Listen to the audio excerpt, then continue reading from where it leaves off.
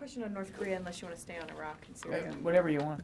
Just this release that State Department put out saying that DOD was able to provide transportation for Mr. Jeffrey Fowle, who was just released from North Korea.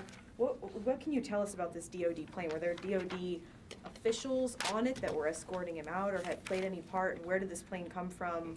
Who was it under? Whose authority did it fly in? Can you tell us anything? What I can tell you is that at the request of the State Department, we did provide an aircraft to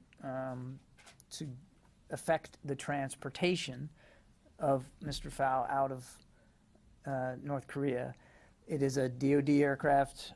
It is based in Hawaii, manned by a military crew.